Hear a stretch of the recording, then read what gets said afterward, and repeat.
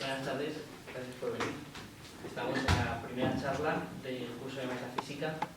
La intención de esta charla es suplir la lectura del primer capítulo para los que quieran cogerse desde el segundo, cuya discusión será dentro de 2 semanas, el miércoles, otra vez aquí, en San Carlos, a las 7:30.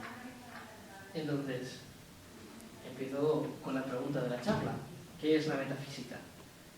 Y voy a empezar la charla con un recurso que muchos conocéis, que es tocando esta pizarra. Entonces, cuando yo toco la pizarra, me asalta una pregunta ineludible, que es que he hecho un contacto con la realidad. Esta pizarra existe, yo existo, somos entes, ¿no? Y al explicar por qué yo estoy tocando esta pizarra, pues hay muchas formas de explicarlo. Si yo preguntase así en general a cualquier persona, enseguida nos apresuraría esta persona a darme una explicación pues igual empírica, ¿no? De los átomos de la pizarra, los átomos de mi mano. Y estas son explicaciones materiales, válidas, legítimas, pero no son explicaciones metafísicas. Un mismo hecho, como es que yo toque la pizarra, puede ser estudiado desde diferentes objetos formales, que se llaman, ¿no? De diferentes maneras. Entonces, ante este hecho, ante este contacto de la realidad de yo tocando la pizarra, la biología, por ejemplo, me puede decir que esta pizarra, pues, al yo poner la mano contra ella, está activando unos receptores, ¿no?, en los nervios mecánicos que me están llegando al cerebro, y entonces yo sé que estoy tocando esta pizarra. O la física igual me explica pues la fuerza con la que yo impacto contra la pizarra absorbe el golpe. Todas estas preguntas que una ciencia, ¿qué es? Pues bueno, la definición clásica de ciencia, que la encontramos en el 4º libro de Metafísica, dice: toda ciencia busca los principios, las causas propias de su objeto. Entonces es la pregunta sobre la causa. Cuando la biología, o sea, ante este mismo hecho material, por ejemplo, si lo estudio con la biología, se va a preguntar por las causas de este hecho a través de la biología. Es decir, la respuesta que he dado antes de los nervios y tal es lo que causa este toque según la biología. Lo que causa este toque según la física puede ser la fuerza de mi mano, la rigidez de la pizarra. Pero antes de todas estas preguntas hay una pregunta, que es el ser. Es decir, esta pizarra es, y yo soy. Y esa es la pregunta que hace la metafísica. La metafísica se pregunta por la causa del ser. Antes de que esta pizarra sea rígida, antes de que mis nervios me transmitan una señal, mis nervios son, y esta pizarra es. Están aquí. Y esta pregunta es lo que hace de la metafísica una ciencia, porque se pregunta por las causas, según esta definición clásica, se pregunta de las causas de algo específico, que son los entes, los seres, la pizarra, yo, todo lo que es. Y por eso se le llama también la primera filosofía. Aristóteles la llamaba la primera ciencia, porque antes de explicar a través de cualquier otra ciencia hay que explicar el ser, el hecho de que esté, el hecho de que haya una pizarra, el hecho de que haya un yo. Esa pregunta tiene que ir antes, y la respuesta tiene que ir antes. Pero esa pregunta, como dije en la presentación de este curso, no se hace. Esa pregunta hoy en día no existe. La metafísica ha muerto. Los hombres la han matado, parafraseando a Nietzsche. ¿Y qué es lo que ha pasado? Bueno, pues lo que ha pasado ha sido un proceso histórico. Como siempre, ya es una respuesta típica, ¿no? Tendríamos que mirar a la ilustración. Y a ese cambio de óptica y a ese antropocentrismo que nos trajo. Pero la ilustración, bueno, tuvo también sus efectos en la epistemología y causa que el conocimiento sea más descriptivo. Pero el deseo de verdad sigue latiendo en el hombre. Entonces la pregunta de la metafísica, aunque no se haga, sigue estando ahí. y por eso las ciencias experimentales intentan suplirla. Por eso si yo toco la pizarra, la respuesta que se me va a dar va a ser una respuesta empírica, va a ser una respuesta basada en las ciencias naturales empíricas, pero no una respuesta verdaderamente metafísica o una explicación sobre la realidad. Entonces,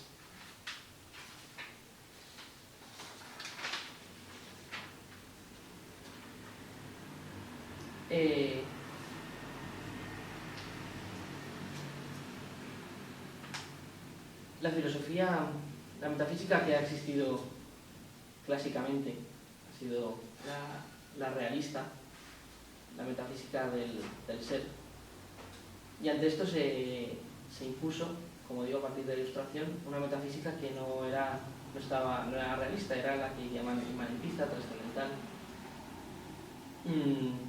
Pues por ejemplo podríamos coger a Kant, ¿no?, que decía: pensamientos sin contenidos son vacíos, las intuiciones sin conceptos son ciegas. Lo que Kant quería decir era que Kant, de hecho, en Crítica de la Razón Pura, argumenta que no existe la metafísica, que la metafísica pues ha muerto, efectivamente.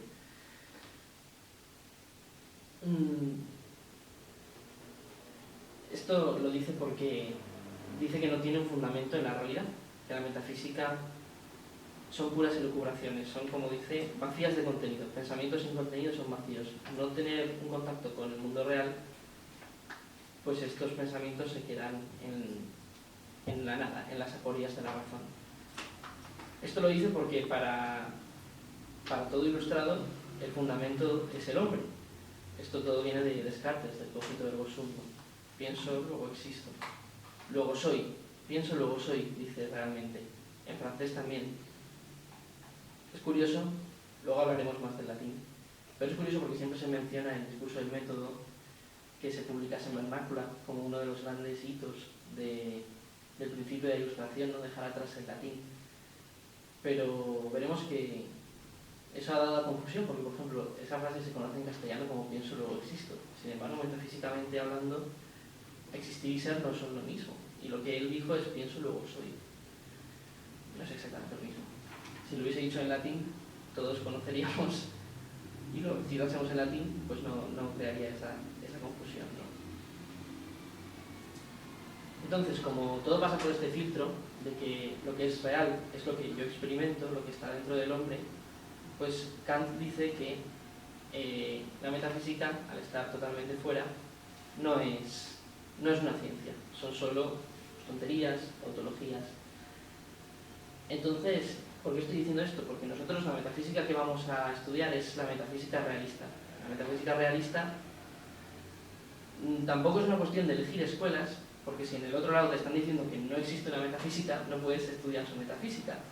Aunque curiosamente, claro, ellos tienen que hacer metafísica porque, como digo, la pregunta de qué son los seres, pues tiene que existir de una manera u otra, aunque se intente suplir con las ciencias naturales.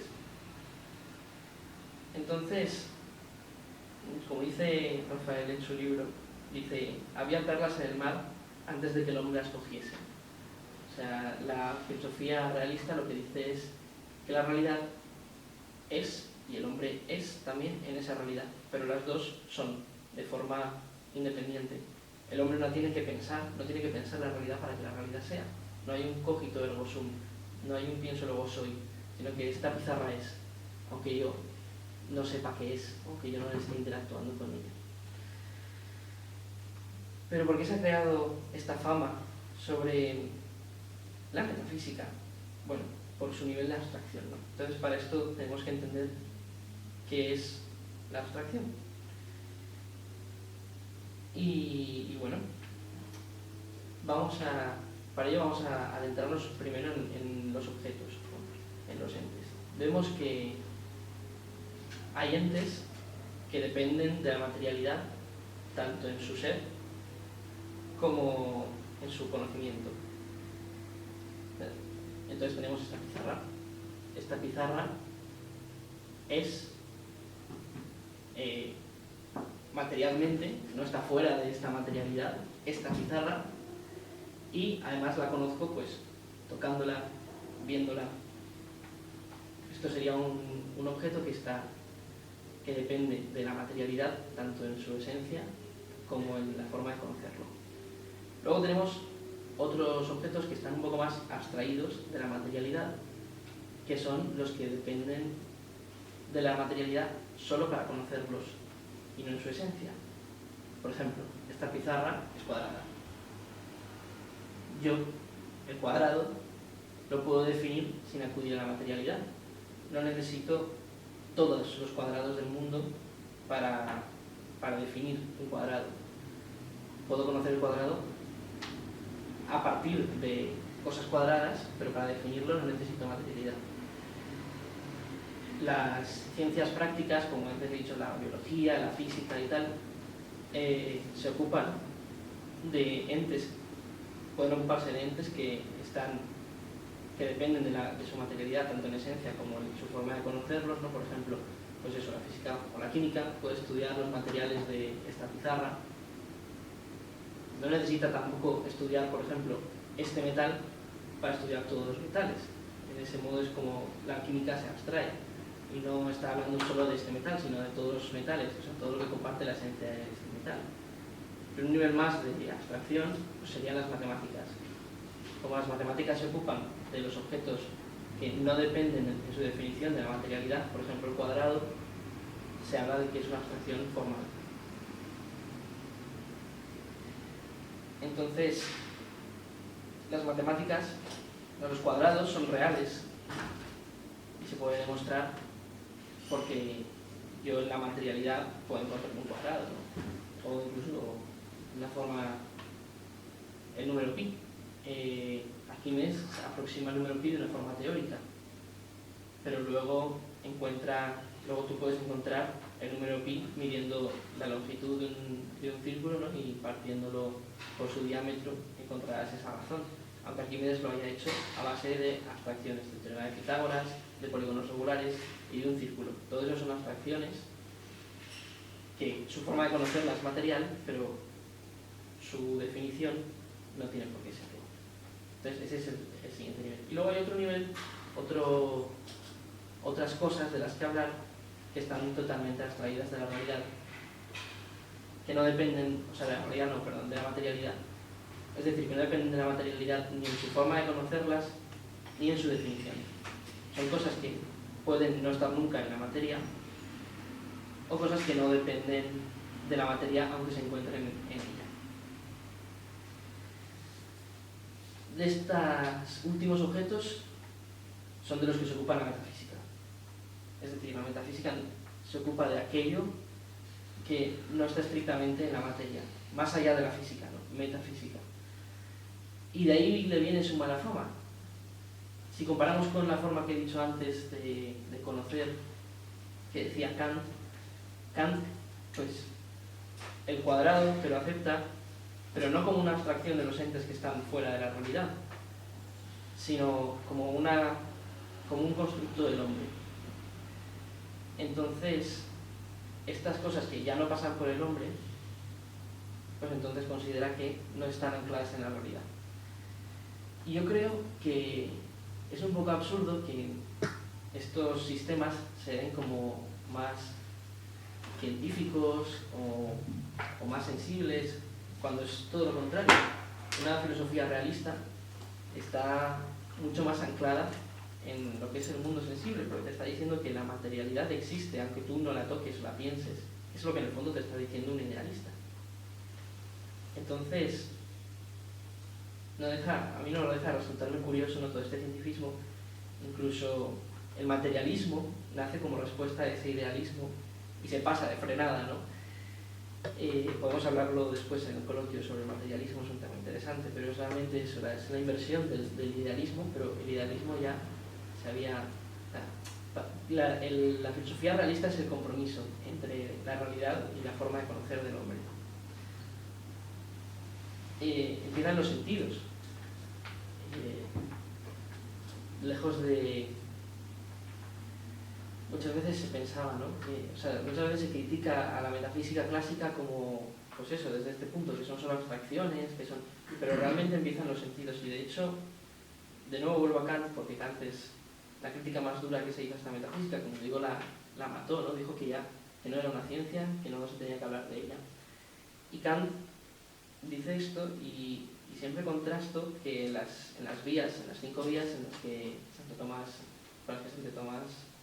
abre la suma, las 5 demostraciones de la existencia de Dios, todas parten de un hecho material, porque la metafísica parte de hechos materiales, la metafísica clásica parte de hechos materiales.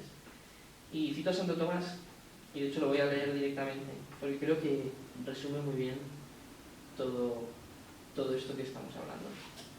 Dice: el intelecto humano, unido a un cuerpo, tiene por objeto la esencia o naturaleza existente en una materia corporal, y mediante la naturaleza de las cosas visibles alcanza también algún conocimiento de las invisibles. Es decir, el intelecto humano está unido a un cuerpo, es material, y como es material, conoce lo material, la naturaleza de las cosas visibles, y alcanza también algún conocimiento de las invisibles. Es decir, como es material, conoce lo material, y de lo material, algo de lo que no es material conoce. Ese algo es de lo que se ocupa la metafísica. Sigo con el texto. Ahora bien, es esencial a la naturaleza visible el existir en individuos dotados de materia corpórea. Así, es esencial a la naturaleza de la piedra el existir en tal piedra, y al caballo en tal caballo, y a la pizarra en tal pizarra. Por tanto, no se puede conocer verdadera y totalmente la naturaleza de la piedra o de cualquier otro objeto material si no se la conoce como existente en un ser individual. Es decir, no puedo describir la naturaleza de una pizarra prescindiendo de todas las pizarras del mundo, todas las pizarras materiales. No puedo conocer la idea de pizarra si no existe ninguna pizarra en este mundo. De hecho, Santo Tomás continúa: si el objeto propio de nuestro intelecto fuesen las formas separadas, o si las naturalezas de las realidades sensibles subsistiesen independientemente de las cosas singulares, es decir, si fuesen independientes de esa realidad, de la realidad material, como quieren los platónicos, platonismo es el primer idealismo, nuestro intelecto, para entender, no tendría necesidad de acudir siempre a imágenes. Vamos, que podría entender las pizarras sin haber visto jamás ninguna pizarra material.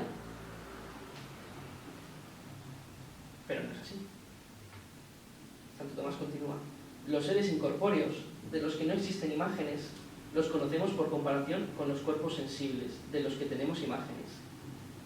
Así comprendemos la verdad misma reflexionando sobre las cosas cuya verdad investigamos.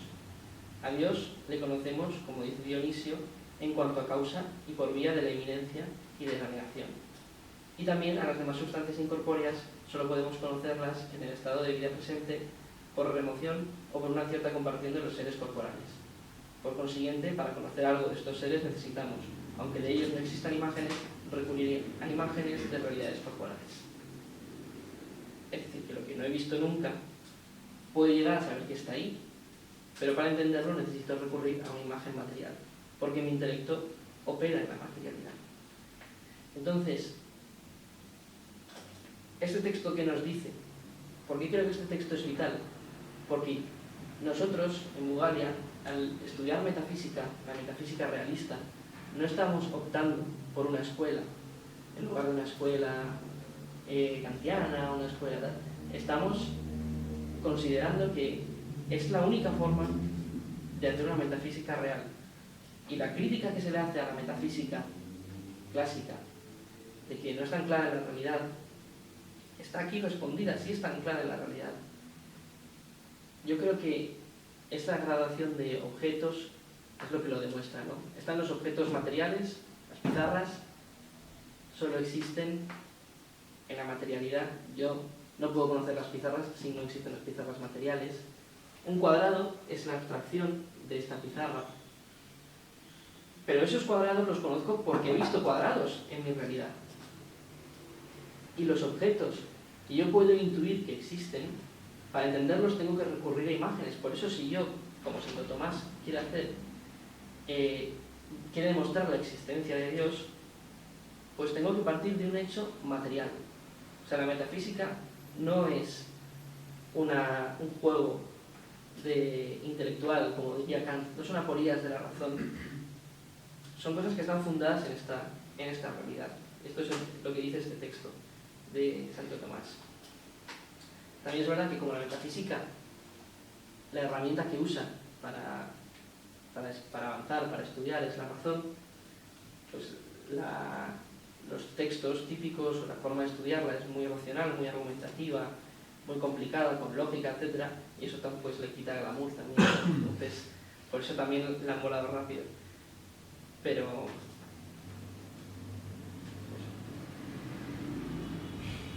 bueno, entonces, de hecho, para ver cómo funciona la metafísica, vamos a hacer un volcán de bicarbonato de metafísica, ¿no? Vamos a hacer un experimento metafísico, porque lo bueno de que los objetos de la metafísica sean totalmente inmateriales es que no necesitamos más que la razón para hacer metafísica, ¿no? Entonces, pues no, vamos a hacer metafísica como he empezado esta charla. Voy a darle un golpe a la pizarra. Bien. Entonces, este hecho material, que podemos estudiar como desde muchas disciplinas, como he mencionado al principio, vamos a estudiarlo desde la metafísica. Esta pizarra es yo soy. Y yo no soy esta pizarra. Hasta aquí creo que todos podemos estar de acuerdo. Y no es ninguna tontería lo que he dicho. No son elucubraciones. Y no es algo trivial, porque lo pueda parecer. Es real. De hecho, es lo más real. Que yo puedo estar seguro de que yo soy. Estoy seguro que esta pizarra es. Si me doy un cabezazo contra ella me va a doler, por eso no lo voy a hacer. O sea que es muy real, ¿no? Y yo no soy esta pizarra. Bueno, pues esto está en el cuarto libro de Metafísica de Aristóteles y dice: lo primero que encuentra el entendimiento es el ente, que es la negación del ente, que esto no es aquello, yo no soy esto, y de estas dos cosas se sigue la tercera, la división. La pizarra y yo somos cosas separadas. Y hasta ahora yo creo que todo es bastante realista, todo está bastante anclado. Y si aceptamos estas cosas, pues hemos descubierto una verdad, que es el principio de la no contradicción. Aristóteles dice: no puede suceder que afirmaciones y negaciones opuestas se verifiquen a la vez acerca de lo mismo. Y esto es verdad. Esto es una verdad a la que acabamos de llegar simplemente observando que yo soy un ente, esto es otro ente, yo no soy este ente. Y no puede ser que esta pizarra sea una pizarra y Víctor Asensio Ortega. Es una de las dos cosas. No puede ser que sea a la vez. Yo no puedo ser, como dice el libro, un virtuoso del piano y a la vez no saber nada del piano. Dos opuestos, dos afirmaciones opuestas no pueden darse a la vez en el mismo sujeto. Es el principio de la no contradicción. Y es un principio real, un principio verdadero al que hemos llegado ahora usando la metafísica, preguntándonos por la causa de los seres y usando abstracciones puras, pero partiendo de un hecho real, que somos la pizarra y yo. Esto es metafísica. Ante este principio, que es lo más esencial, es una certeza directa que prácticamente no se podría negar, pero claro, siempre hay quien la niega. Y lo gracioso es que aún así se puedan hacer argumentos, ¿no?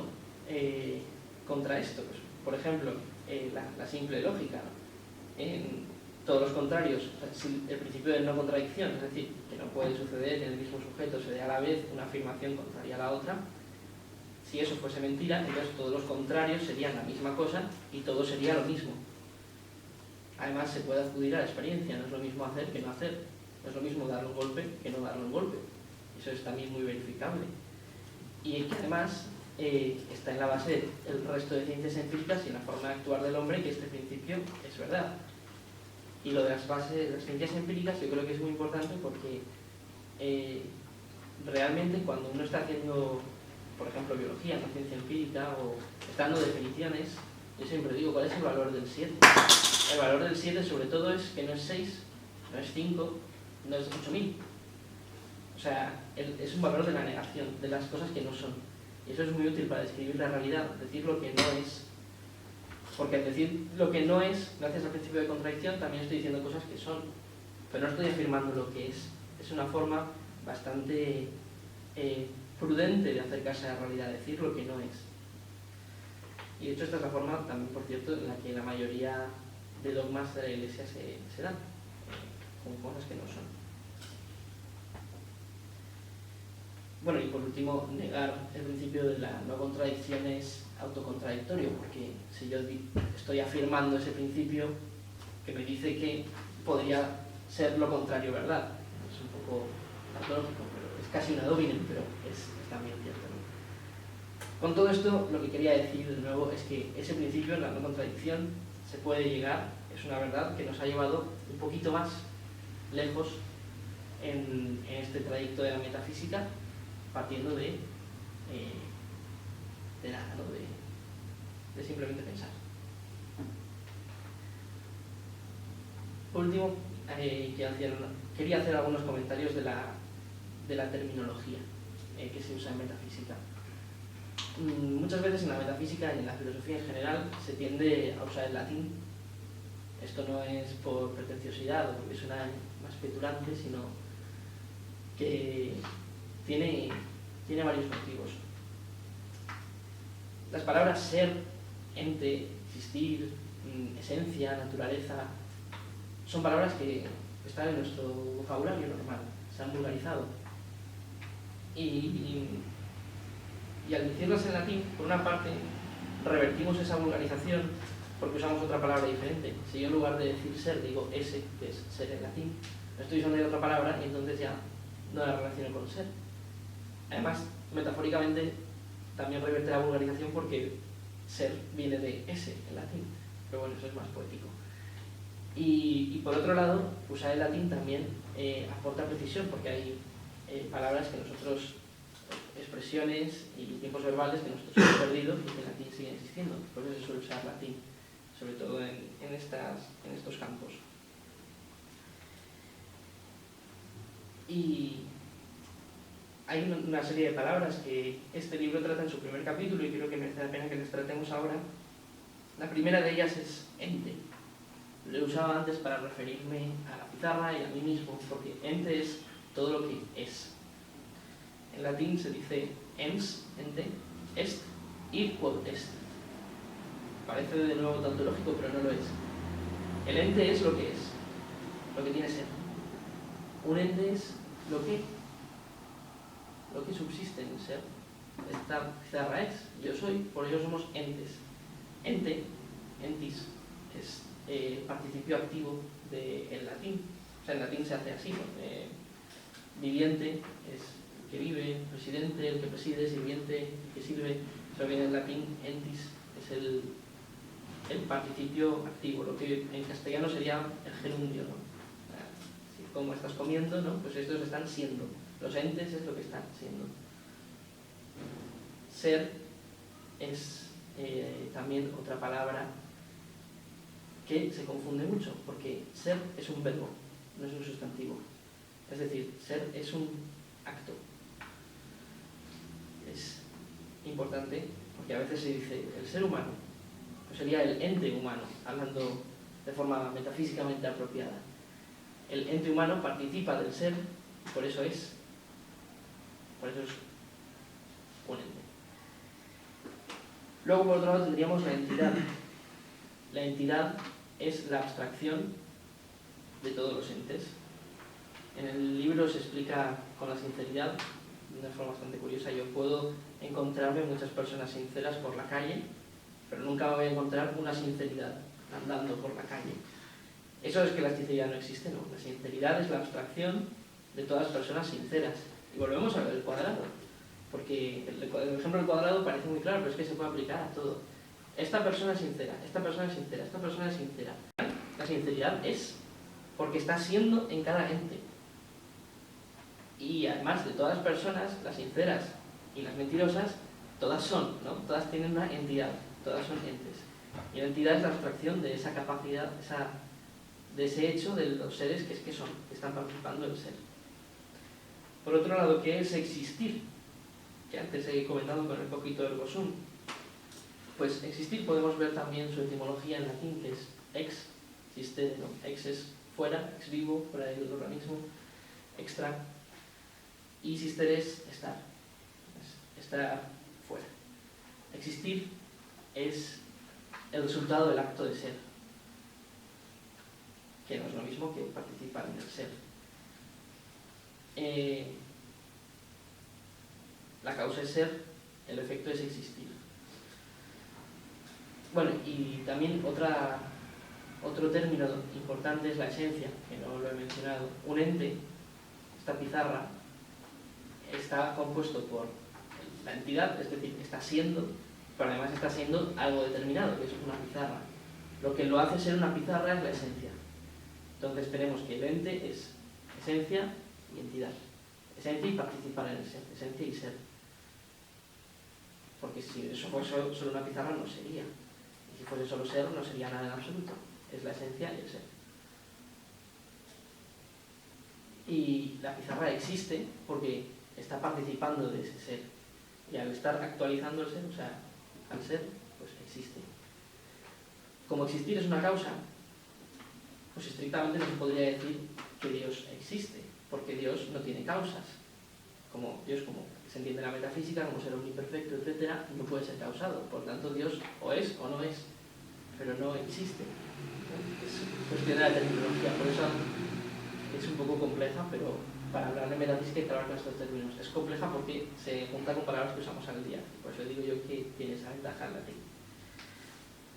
Y por último, el primer capítulo de este libro acaba con un pequeño escollo, por así decirlo, con la metafísica y la teología. No quiero dejarlo de lado. La metafísica, como muchos sabréis, empieza con Aristóteles. Bueno, de hecho, el propio nombre no lo pone Aristóteles, se lo pone un discípulo suyo, cuando estaba ordenando sus obras, más allá de la física, ¿no? en griego. Aristóteles, cuando hablaba de metafísica, hablaba de la ciencia primera, por lo que comentaba antes, o de una forma similar, y también usaba el término teología. El propio Aristóteles usaba ese término para hablar de la metafísica. Y la metafísica puede ser teología natural, porque nos habla del ser. Sin embargo, cuando nosotros pensamos en teología, estamos pensando en la teología como otro tipo de ciencia especulativa que tiene otro objeto. No se pregunta por el ser de las cosas, se pregunta por las verdades reveladas. Y esta es otro tipo de teología que no está exento de la razón. Las verdades reveladas no son irracionales, sino que superan a la razón, pero no van en contra de ella. Por eso la teología natural, o la metafísica, teología natural, insisto, es un término de Aristóteles, 4 siglos antes de Cristo.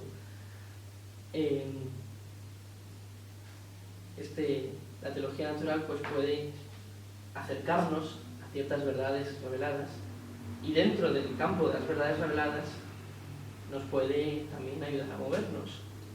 No puede desvelar el misterio de fe, porque supera la razón, pero sí puede ayudar a operar dentro de la metafísica, dentro de la teología, perdón. ¿Por qué creo que está este escollo ahí? Este pequeño comentario sobre la teología, porque esta metafísica realista, clásica, es la que ha sido un sustento o ha dado esta continuidad a la teología racional. Y al morir esta metafísica y al pasar a una metafísica inmanentista, idealista, la teología se ha visto sin patas, ¿no? Y no es que esta metafísica esté garantizado moverse con facilidad dentro de la teología, porque si no, no habría habido la cantidad de discusiones que hubo antes de que surgiese esta metafísica nueva dentro de la teología. Sin ir más lejos, pues Suárez y Tomás Aquino y muchos otros filósofos. Pero es verdad que esta metafísica es una que habla de la realidad de una manera a la que no estamos acostumbrados, y y nos permite también entrar en la verdad revelada de una manera racional, con esta dualidad que siempre se ha vivido en el occidente, en la cristiandad, de fides et ratio, ¿no? Fe y razón. Así que hasta aquí el primer capítulo de este libro. Ahora pasamos a dudas, comentarios.